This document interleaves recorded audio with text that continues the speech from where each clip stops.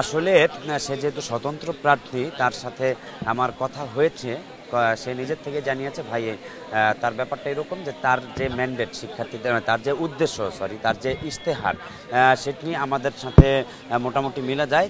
তিনি বললেন, ভাই আমি আসলে একা কাজ করে হয়তোবা এতগুলো ইশতেহার একা বাস্তবায়ন আমার পক্ষে হয়তোবা সম্ভব হবে না। আমি আপনাদের সাথে কাজ করতে চাই, একসাথে কাজ করে আমরা শিক্ষার্থীদের কল্যাণে নিরাপদ সৌহার্দ্যপূর্ণ একটি শিক্ষার্থী বান্ধব ক্যাম্পাস গড়ে তুলতে আপনাদেরকে পাশে থাকতে চাই। সেই হিসেবেই কিন্তু সে তার প্রার্থিতা প্রত্যাহার করে নিল।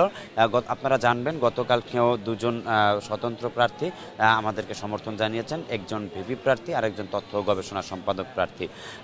আমরা আসলে শিক্ষার্থীদের ম্যান্ডেট নিয়ে শিক্ষার্থীদের শিক্ষাবান্ধব একটি পরিবেশ তৈরি করার জন্য সেই ফ্যাসিবাদ আমল থেকে কিন্তু আমরা কাজ করে যাচ্ছি, যার কারণে সেই ফ্যাসিবাদী শক্তি আমাদের উপর বারবার হামলা, নির্যাতন, মামলা করেছিল, যার কারণে সাধারণ শিক্ষার্থীদের মনে আমাদের একটি জায়গা রয়েছে যে তা শিক্ষার্থীদের কল্যাণে তারা অতীতেও কাজ করেছে, এখনও তারাই কাজ করবে। সেই বিশ্বাস থেকেই কিন্তু তারা আমাদের সমর্থন দিয়ে তাদের সমর্থনটা দিচ্ছে। তারা নিজেরা আমাদের কাছে যোগাযোগ করেছে, ভাই আপনাদের ইশতেহারগুলো এবং আপনাদের শিক্ষার্থী বান্ধব কাজগুলো আমাদের অনেক অনুপ্রাণিত করেছেন। তো আমরা চাই একসাথে কাজ করতে।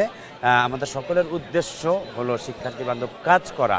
আমরা কিন্তু নেতা হতে আসিনি, আমরা এসেছি ছাত্রদের বন্ধু হতে, ছাত্র বান্ধব কাজ করতে।